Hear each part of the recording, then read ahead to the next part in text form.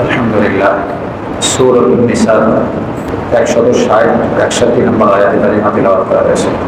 পঠিত আয়াতে কারিমায় আল্লাহ রাব্বুল আলামিন বনী ইসরাইল জাতিকে শাস্তি দিয়েছেন, শাস্তির বিবরণ এবং কেন দিয়েছেন তাও উল্লেখ করেছেন। পিছনের কয়েক মজলিসে বনী ইসরাইল সম্পর্কে আলোচনা হয়েছে। তাদের বিভিন্ন খারাপ কাজকর্ম আল্লাহ রাব্বুল আলামিন তুলে ধরেছেন। সর্বশেষ এবং বড় মারাত্মক যে কাজ ছিল, তারা পয়গম্বর হযরত ঈসা আলাইহিস সালামকেও হত্যার চেষ্টা করেছিল এবং হত্যার দাবি করেছিল। গত মজলিসে আলোচনা হয়েছে। তারা এখনো দাবি করে, বর্তমান বিশ্বেও যারা আছে খ্রিস্টান সম্প্রদায়, তারা এখনো এই দাবিতে অটল যে তারা ঈসা আলাইহিস সালামকে হত্যা করেছে, শরীরে চড়িয়েছে এবং সেটাকে তারা গর্বের বিষয় মনে করেন। গর্বের বিষয় মনে করার কারণ, তারা মনে করেন আমরা ঈসার উম্মত, তিনি আমাদের নবী। উম্মত যত গুনাহ করবে, গুনার আগাম কাফফারা হিসেবে নবী শুলিতে চড়ে আগাম কাফফারা আদায় করে গেছেন। নাউযুবিল্লাহি মিন যালিক। এটা খ্রিস্টান সম্প্রদায়ের বিশ্বাস যে আমাদের নবী, তিনি আমরা যে গুনাহ করব এই গুনার আগাম কাফফারা আদায় করে গেছেন। অতএব এটা আমাদের ভাগ্যের বিষয়। অতএব এই শুলিতে চড়ানো, শুলিতে চড়াইয়ে হত্যা করা, নিহিত হওয়া, এটা যদি প্রমাণ করতে পারি সেটা আমাদের গুডউইল, এটা মনে করেন খ্রিস্টান সম্প্রদায়।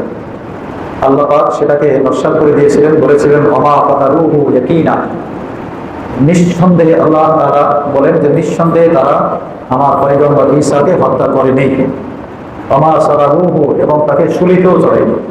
প্রশ্ন হবে যে দেখা গেল কাকে হত্যা করা হলো? ঈসার মতো একজনকে দেখা গেল।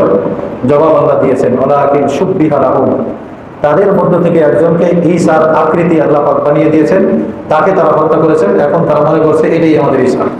আমার মতো একটা ফটোকপি আর একজন বানাইতে আল্লাহর জন্য অনেক কষ্ট, কঠিন, সময়ের ব্যাপার? কোনো সময়ের ব্যাপার নাই। আল্লাহ তো এইরকম কুদরতের মালিক। সূরা ইয়াসিনের শেষে আছে কুন ফায়াকুন। আল্লাহ বলেন যে এটা হও, একটা চিন্তা করে বলো হও বললে কোন ম্যাটেরিয়াল, কাঁচামাল, শ্রমিক আমাদের মতো দরকার হয়। আমরা একটা ইট বানাইতে গেলে কত শ্রমিক লাগে, পোড়াইতে হয়, মাটি লাগে, পানি লাগে, মাখাও, ফর্মার ভিতরে ঢুকাও, তারপরে এই করো সেই করো, তারপরে সময়ের দরকার হয়।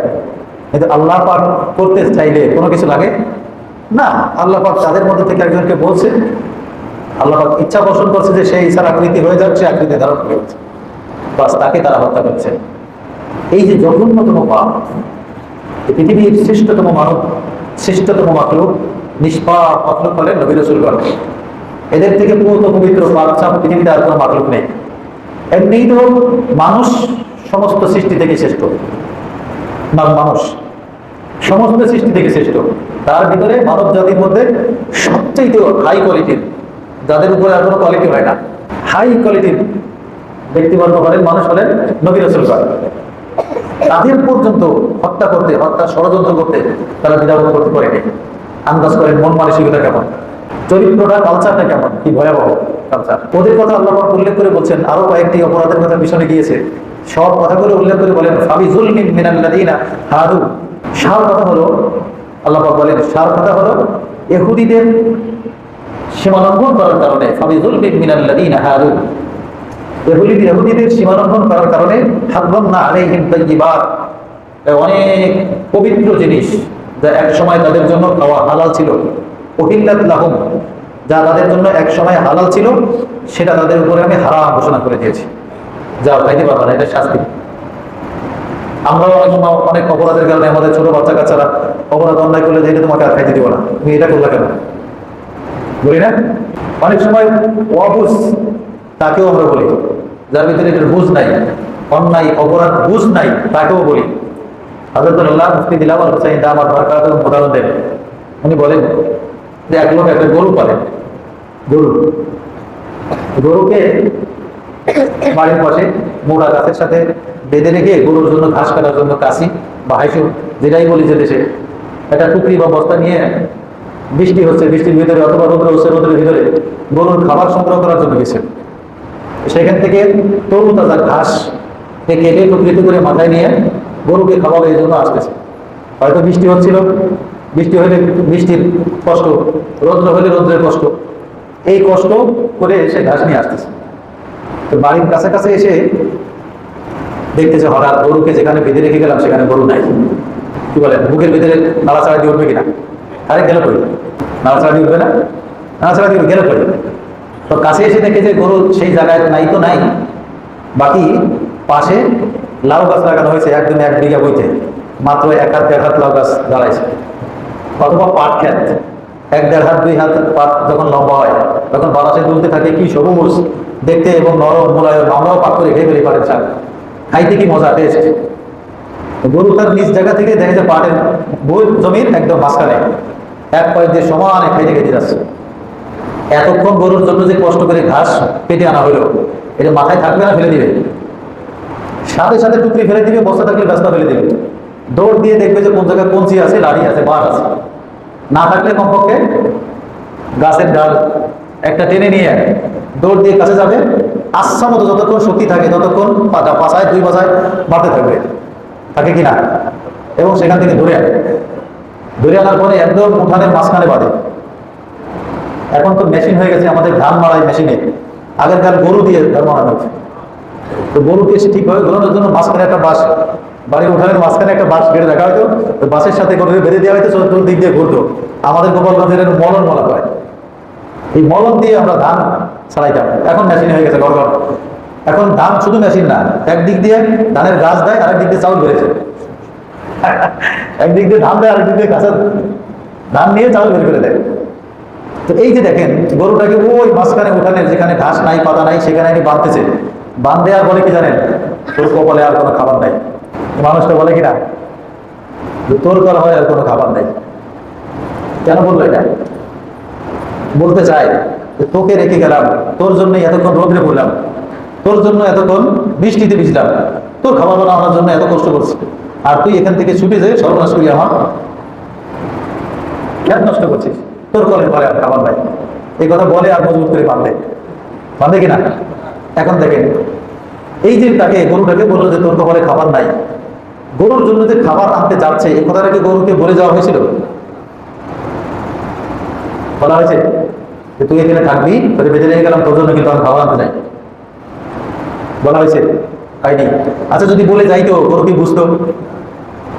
যদি সে গরুর কাছে যাই মন্ত্র কতক্ষণ পড়তো, কতক্ষণ মন্ত্র পড়লো, দেখ তোর জন্য কষ্ট করতে যাচ্ছি, এই যে কাশি, এই যে পুকুরি, এই যে বস্তা, এই যে বৃষ্টি হচ্ছে, ভাই রৌদ্র, সবকিছু চাইতেছি, আমার কিন্তু অনেক কষ্ট হবে, তুই এই জায়গা থাকিস, আমি বেঁধে রেখে গেলাম থাকিস। কিছু বললেও গরু বুঝতো? বুঝলেন? তাকে বলা হয়নি, বললে বলার বোঝার যোগ্যতাও তার নাই, তারপরেও একটু অন্যায় করে সাইডে গিয়ে কয়টা গাছ কেটে খোদার যন্ত্রণা শেখাইছে, না বুঝে অবুঝ।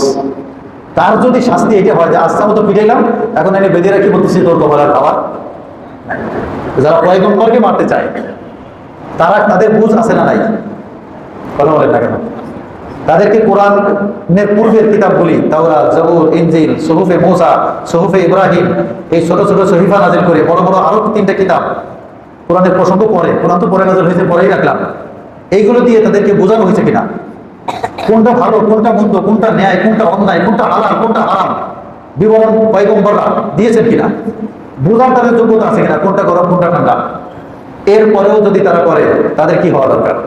এরপরেও যদি করে অন্যায় পর অন্যায়, সর্বশ্রেষ্ঠ মানুষ পয়গম্বরদেরকে পর্যন্ত হত্যা করা যদি উদ্বুদ্ধ হয়, তাকে তখন কি করা দরকার? একটা গরুর সাথে যদি আমরা এই আচরণ করতে চাই, করতে পারি, তাহলে তাকে কতটুকু শাস্তি দেওয়া দরকার? আল্লাহ রাব্বুল আলামিন বললেন, তোমাদেরকে বোঝানোর জন্য কিতাব দিলাম, পয়গম্বর দিলাম, পয়গম্বরদের অনুসারীদেরকে দিলাম, পয়গম্বরের মর্যাদা বর্ণনা করলাম আমি, পয়গম্বর কত দামি, নবী রাসূল কত দামি, তারা আমার কাছে কত প্রিয়, কিন্তু কিতাবে বর্ণনা দিলাম। তারপরেও তোমরা একের পর এক তাদের কথা শুনলা না, তারা যাতে দুনিয়াতে আমার দ্বীন প্রচার করতে না পারে সেখানে বাধা দিলাম। আয়াতের শেষ অংশে আসতেছে অবিসাদ্দিহিম আন সাবিলিল্লাহি কাসীরা, বিপুল আকারে আল্লাহর দ্বীন প্রচারে তারা বাধাও দিয়েছে, এটা বড় অন্যায়। তাদের এই বিপুল পর্যায়ে বিপুল আকারে আল্লাহর রাস্তায় আল্লাহর দ্বীন প্রসারের বাধা দেওয়ার কারণে উহিল্লাত লাহুম, যেই সমস্ত কিছু খাবার তাদের জন্য হালাল ছিল সেটাকে আমি হারাম করে দিলাম, আর খাইতে পারবো না। সামনে আসতেছে 6 পারায় যে কি কি হারাম করছেন, এখানেও কিছু বলবেন।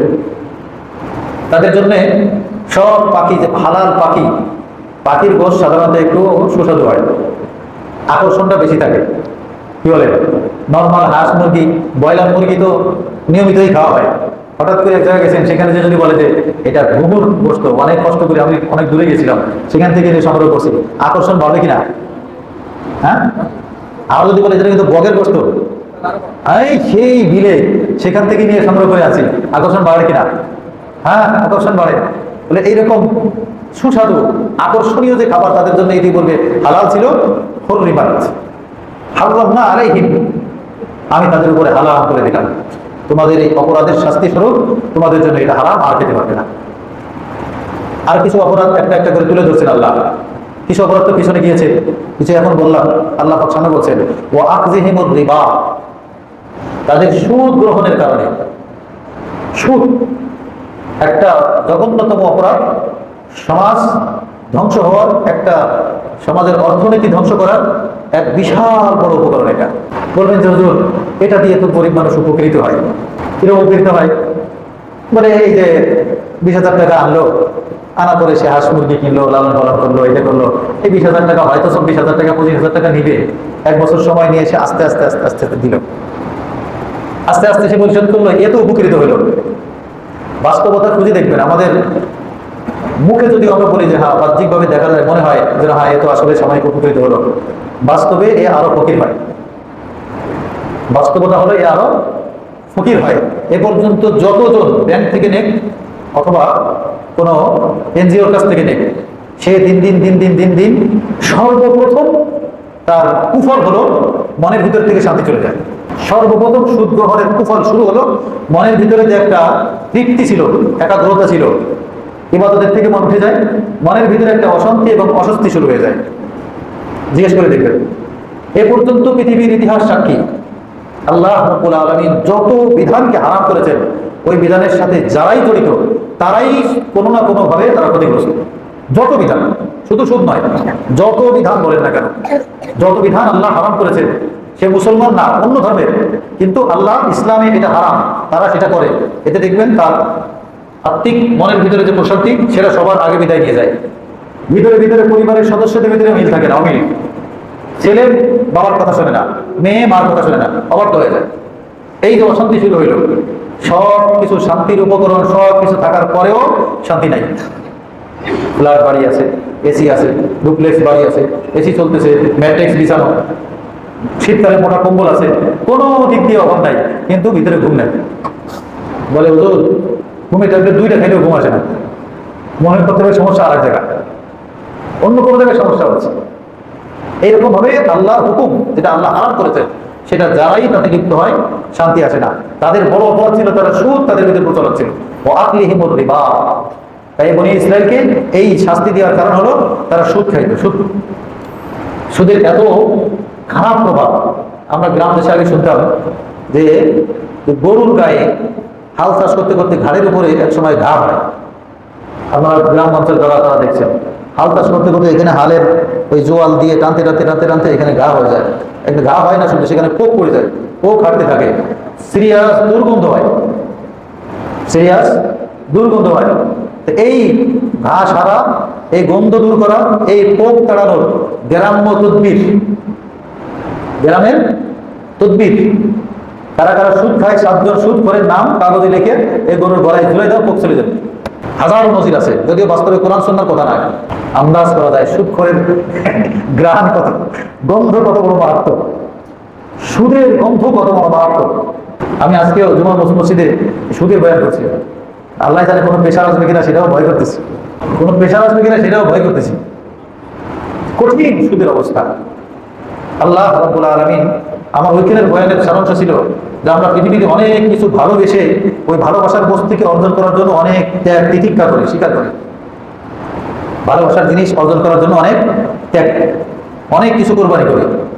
যেমন ভালোবাসতেছি, একটা বাড়ি আমার পাওয়া দরকার, সেখানে আমি বলেছি আমাকে একটা বাড়ি বানাইতে হবে। এই বাড়ি বানানোর জন্য আমি ঘুষ সুদ পর্যন্ত গ্রহণ করি, ব্যাংকের থেকে হারাম সুদও লেনদেন করি, করে কিনা? আছে কিনা এই দেশে? হ্যাঁ। কিসে পড়লো? বাড়ির লোভে, বাড়ির ভালোবাসায়। বাড়ি হোক এটা চাচ্ছে, এটা ভালোবাসা। তো আমার ওখানে বয়ান ছিল যে এই ভালোবাসাটা যদি তো দরকার মুমিনের আল্লাহর সাথে, এই ভালোবাসাটা যদি আল্লাহর সাথে হইতো, যে আমার ভালোবাসার মূল প্রেমাস্পদ হলো আল্লাহ। দুনিয়ায় যা কিছু ভালোবাসতেছি এটার সাথে কোনো স্থায়িত্ব নাই। একমাত্র ভালোবাসা যদি আল্লাহর সাথে হয়, তাহলে আল্লাহর ভালোবাসাটা হলো স্থায়িত্ব ভালোবাসা। সেই ভালোবাসাই দুনিয়ায় মুক্তি, আখিরাতে মুক্তি, সেটাই মৌলিক ভালোবাসা। তো আল্লাহকে যদি ভালোবাসতে হয়, তাহলে দুনিয়াতে আল্লাহ নিজেই পরামর্শ দিয়েছেন যে আমাকে ভালোবাসলে, আমার কাছে আসতে চাইলে, ভালোবাসার জিনিস পেতে চাইলে কিছু মেহনত করতে হয়। দুনিয়াতে যা কিছু যে ভালোবাসে সেটা অর্জন করতে হলে মেহনত করতে হয় কিনা? ভালোবাসে যে আমি এক বড় শিক্ষিত হই, বড় শিক্ষিত হইলে শিক্ষিত হওয়া একটা সার্টিফিকেট সে ভালোবাসে, সেটার জন্য তাকে দীর্ঘ 23, 24, 25, 26 বছর পর্যন্ত পরিশ্রম করতে হয় কিনা? নিয়মিত পরিশ্রম করতে হয়। টাকা অর্জন করতে চাই, ব্যবসায়ী, ব্যবসা করে টাকা অর্জন করতে চাইলে পরিশ্রম করতে হয় কিনা? প্রত্যেক ভালোবাসার জিনিসকে অর্জন করতে পরিশ্রম করতে হয়, সিরিয়াস থেকে সিরিয়াস পরিশ্রম করতে হয়। আল্লাহ ঘোষণা দিয়েছেন, আমার সাথে দেখা করতে চাও, আমাকে ভালোবাসো, আমার কাছে ভালোবাসতে হলে, আমার পর্যন্ত আসতে হলে কিছু কষ্ট করে আসতে হবে।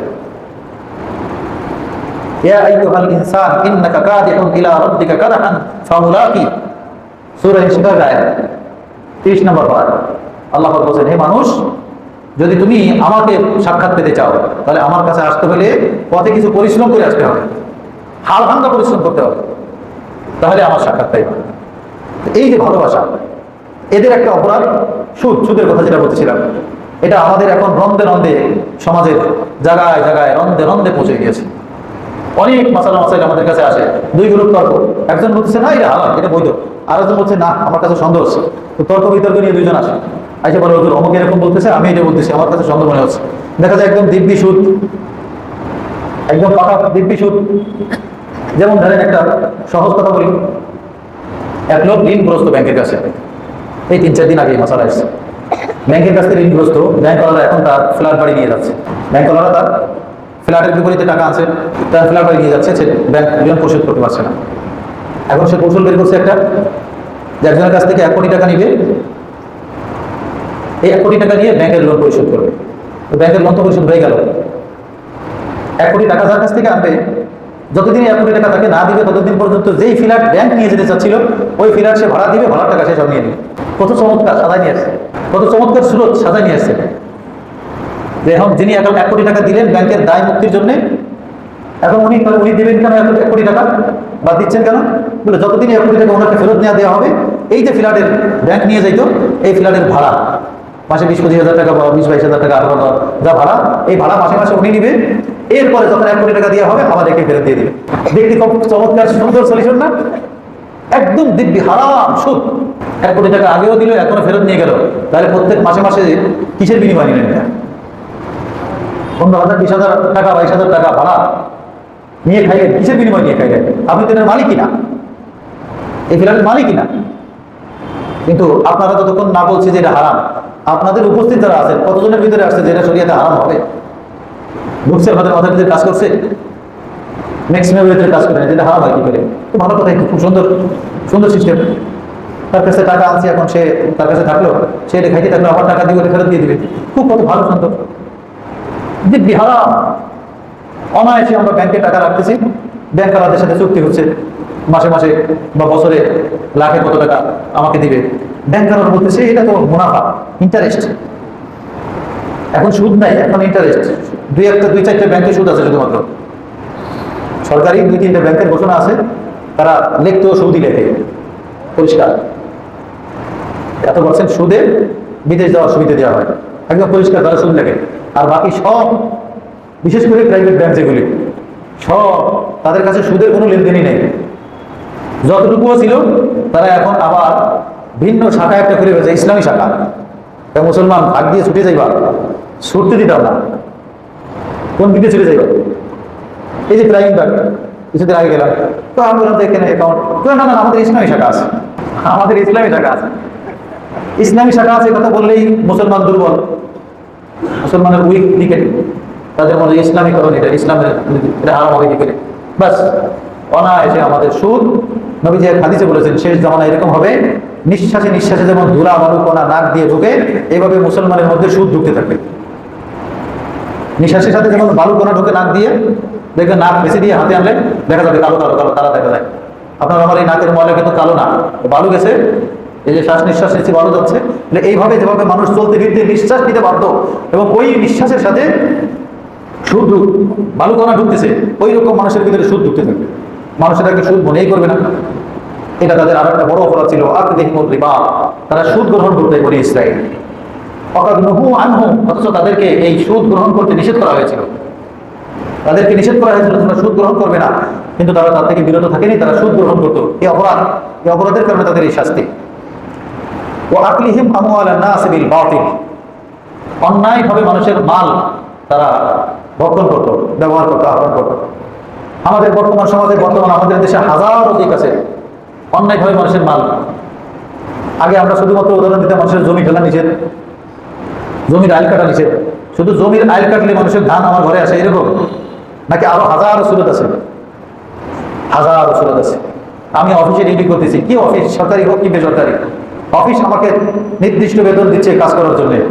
সেই জায়গাতে আমি অতিরিক্ত যে টাকা গ্রাহকদের কাছ থেকে, অফিসের সেবা গ্রহণকারীদের কাছ থেকে নিচ্ছি, এটা কি অন্যায়ভাবে নেওয়া না? কি বলে?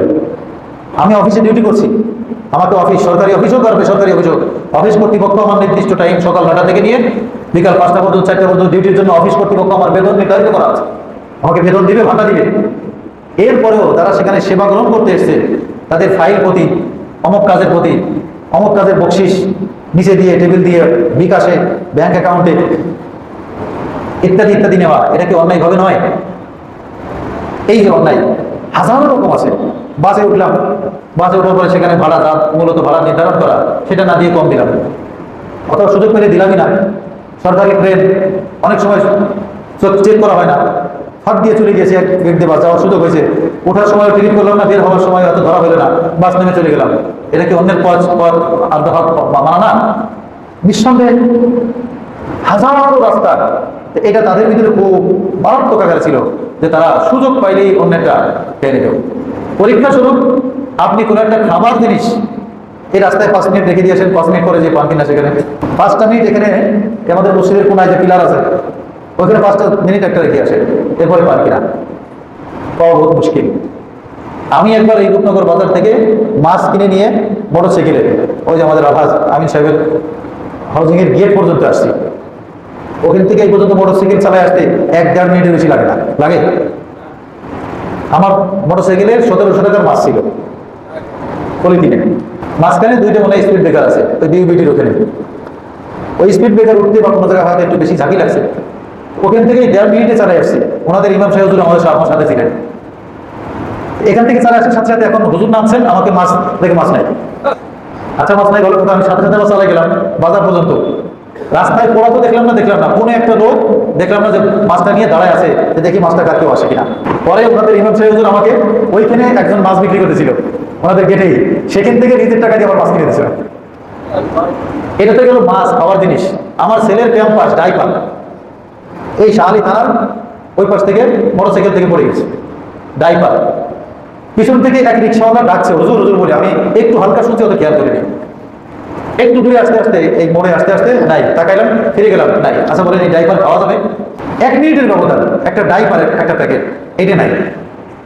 মানে কেমন যেন মানুষের ভিতরে থেকে এটা অন্যের, এটা তো আমার না, এটা খাওয়া যাবে না, এটা আমি নেই কিভাবে, এভাবে ধরে কি করে, এটা আমি ব্যবহার করবো কিভাবে, এই অনুভূতিটি চলে গেছে যে এই জিনিস, এটা খাবার হোক বা যাই হোক, এটা আমার মালিকানা নয়, আমার মালিকানা না।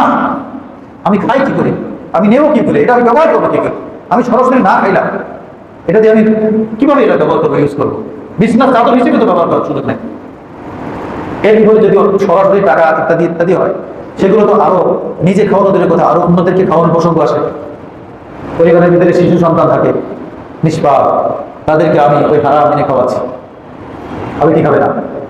ওই টাকা দিয়ে যদি আমি আপেল কিনে আনি, ওই টাকা দিয়ে দুধ কিনে আনি, ওই দুধ আমার শিশু সন্তান খাচ্ছে, তার পেটে হারাম খাওয়া যাচ্ছে। হাদিসের পরিষ্কার বর্ণনা আছে, হারাম খাবার দ্বারা যেই শরীর লালিত পালিত হয়, এই শরীর জান্নাতে প্রবেশ করবে না। লা তাদখুলুল জান্নাতা জাসাদুন গুযিয়া বিল হারাম। যে শরীর হারাম দিয়ে লালিত পালিত হয়েছে, এই শরীর জান্নাতে যাওয়ার যোগ্য নয়, কোনোভাবেই শরীর জান্নাতে যাবে না। লা তাদখুলুল জান্নাহ, কোনোভাবেই জান্নাতে ঢুকবে না। জাসাদুন, এমন কোন শরীর, গুযিয়া বিল হারাম, যেটা হারাম দিয়ে লালিত পালিত হয়েছে। অনায়াসে আজ আমরা এই হারাম আমরা বক্ষণ করছি। তাদের এরকম অভ্যাস ছিল, যেখান থেকে যাত্রা পাইতো লুটপাট করে নিয়ে যেত। দেখেন, আমরা তো বিপ্লব হয়েছে, বিপ্লব হয়ে গেছে না? বিপ্লবের সময় আমাদের সাবেক প্রধানমন্ত্রী যেখানে যে বাড়িতে থাকতেন, ওটা কি সাবেক প্রধানমন্ত্রীর নিজের সম্পদ? কার? রাষ্ট্রের সম্পদ। রাষ্ট্রের সম্পদ আত্মসাৎ করার ভয়াবহতা সবচেয়ে বেশি। রাষ্ট্রের সাধারণ থেকে সাধারণের কাছে ওইটার হিসাব দিতে হবে। রাষ্ট্রের সাধারণ থেকে সাধারণ নাগরিকও সেখানে হওয়া এত বড় কঠিন।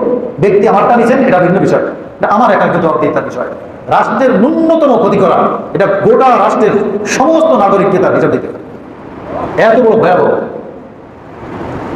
তো সেখান থেকে নিয়ে চলে আসছে, হাঁসটা ধরে নিয়ে যাচ্ছে, খাবারগুলো খাচ্ছে, শোভা পাইছে, শোভা মাথায় করে নিয়ে যাচ্ছে, হ্যাঙ্গারগুলো নিয়ে যাচ্ছে ফেলে। সেইখান থেকে রূপনগর পর্যন্ত এসছে, বেয়াসিট পর্যন্ত খুলে নিয়েছে। একটু মনে নাড়া দিল না, এটা কার? এটা কারা ব্যবহার করবে? তাদের সব দায়কে আমি নিব? এটা কার? ব্যবহার করবে কারা কারা? আমি নিয়ে গেলাম, ভালো কথা, এনে আমি সিট করেছি, ব্যবহার করছে কারা? তাদের এই সব দায়কে আমি নিব? সব দায় নিয়ে কি আমি আমার অস্তিত্ব টিকবে? কোথায় নিচ্ছি? কার জিনিস নিচ্ছি? তাদেরকে ব্যবহার করতে দিচ্ছি? আমি তো এই জন্য বারবার আপনাদেরকেও বলেছি যে আমার অপরাধের শিকার হয় আমার কোলের একদম দুধ খাওয়া শিশু, যে পৃথিবীর আর কোনো খাবার খেতে পারে না, শুধু মায়ের বুকের দুধ খায়, সেও আমার হারাম উপার্জন খায়। কিভাবে? হারাম উপার্জন দিয়ে আমি যে মাছ কিনে এনেছি, তরি তরকারি কিনে এনেছি, আমার হারাম উপার্জনের তরি তরকারি মাছ খেয়েছে শিশুর মা। শিশুর মার ওই খাবার থেকে জন্ম নিয়েছে শিশুর মায়ের গায়ের রক্ত, সেই রক্ত রিপেয়ারিং করে সাদা রক্ত হলো আমার শিশুর মুখের দুধ। এটা উল্লেখ আছে পরিষ্কার যে আমাদের খাবার গ্রহণ করে এই খাবার শরীরে রক্ত হয়। এই রক্ত প্রথম দুই ভাগ হয়, এক ভাগ তো যেটা আমার শরীরের প্রয়োজন না, সেটা পায়খানা ইত্যাদির মধ্যে বেরিয়ে যায়, আর এক ভাগ যেটা প্রয়োজন সেটা রক্ত হয়। রক্ত হয়ে এক ভাগ রক্ত আমার শরীরের বিভিন্ন নার্ভে এবং আমার প্রয়োজনে ব্যবহার হয়, আর এক ভাগ রক্ত যেটা যদি বহনকারী সে যদি মহিলা হয়, তাহলে মহিলার দুধ হয়ে মহিলার স্তনে যায় তার শিশুর খাবার হিসেবে। আমি বাহ্যিক তো দেখতেছি আমার স্ত্রীর স্তন চুষে আমার শিশু দুধ খাচ্ছে, এটা আমার ওই শিশুর ওই দুধ নয়, এটা তো একদম আমার শরীর ওই হারাম, আমি সরাসরি যেভাবে খাওয়া ওই খাওয়া প্রসেস হয়ে এসেছে, মাত্র শুধু প্রসেস হয়ে এসেছে। এই যে আমার এই ঘরের শিশু দুধ খাওয়া শিশুকে হারাম খাওয়াইলাম, কে? আমি খাওয়াচ্ছি। তার ওই শরীর কতটুকু দিনের কাজে লাগবে, কতটুকু ইবাদতে বসবে, কতটুকু আল্লাহকে চিনবে, কতটুকু আল্লাহ রসুলকে চিনবে, হক সত্য কতটুকু চিনবে, সে তো দিন দিন দিন দিন দিন দিন আস্তে আস্তে সে শরীয়ত থেকে সরে যাবে, দিনের থেকে সরে যাবে। দায়িত্ব আমি। কি বলে? এই খাবার তো খাবার নয়, এটা তো হারাম। প্রত্যেক খাবার হলো আগুন, হারাম প্রত্যেক খাবার হলো পাথর। হাদিসের সঠিক বর্ণনা আছে, আপনারা বেহেশতের যাদের ঘরে আছে, বেহেশতের শুরুতে 4টা ঘটনা লেখা আছে, দেখবেন সাচ্চি কাহানিয়া নামে, উর্দু বেহেশতের আছে সাচ্চি কাহানিয়া, এই শিরোনামে দিয়ে 4টা ঘটনা উল্লেখ করেছে। 4টা ঘটনার একটা ঘটনা হযরত রাসূল আকরাম সাল্লাল্লাহু আলাইহি ওয়াসাল্লামের সরাসরি নিজের নবীজি গেলেন, অত্যন্ত ক্ষুধার্ত, উম্মাহাতুল মুমিনিনদের একজনের ঘরে গেলেন, বললেন আমার অনেক ক্ষুধা পেয়েছে, তোমার ঘরে কোনো খাবার আছে? তো বললেন হুজুর খাবার তো নেই, বাকি একটু অল্প একটু গোশত এসেছিল, শুধু ওই গোশতটুকু আছে, সেটা আমি দিতে। তো বলে আনো।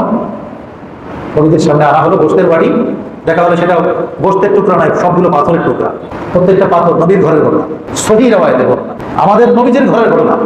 দেখলো টুকরা টুকরা পাথর। নবীজি জিজ্ঞেস করলেন ব্যাপার কি, তোমার সাথে আর এর আগে কোনো ঘটনা ঘটেছে? উম্মাহাতুল মুমিনিন অসত্যতা বলবেন না, বলেন জি হুজুর হয়েছে। কি হয়েছে? একজন ভিক্ষুক এসেছিল, ভিক্ষুক এসে আমার দরজায় হাত দিয়ে বলেছিল কোনো ঘরে কোনো খাবার আছে কি, থাকলে আমি ক্ষুধার্ত, আমাকে কিছু খাবার দাও।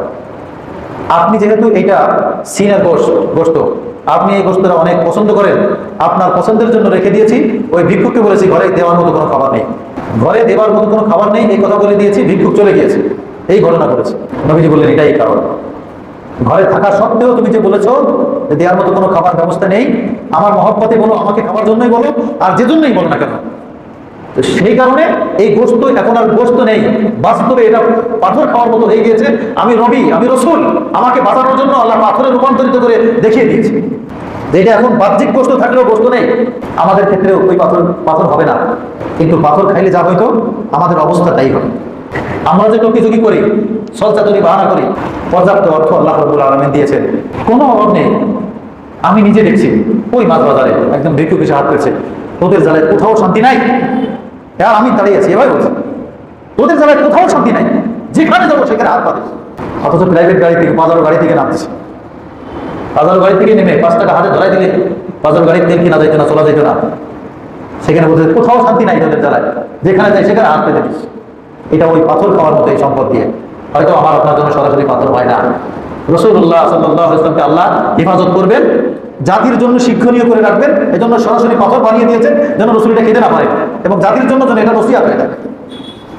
আমরা যে আমাদের সমাজে যে সুদ ঘুষ যা চলছে, অবৈধ অন্যায়ভাবে জুলুম অত্যাচার, অন্যের সম্পদ খাওয়া, এই সবগুলো আমরা খাচ্ছি, আর দিন দিন আমরা পাথর হচ্ছি, আগুন খাচ্ছি।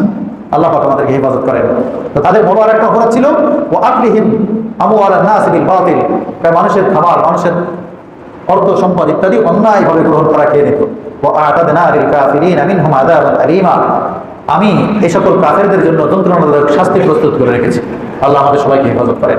লাকিনির রাসিকুনা ফিল ইলমি মিনহুম, তবে ইহুদিদের মধ্যে কিছু মানুষ ছিল যারা গভীর পূর্ববর্তী নাজিলকৃত কিতাবের গভীর জ্ঞান রাখত, আলেম, গভীর পণ্ডিত ব্যক্তি ছিল তারা।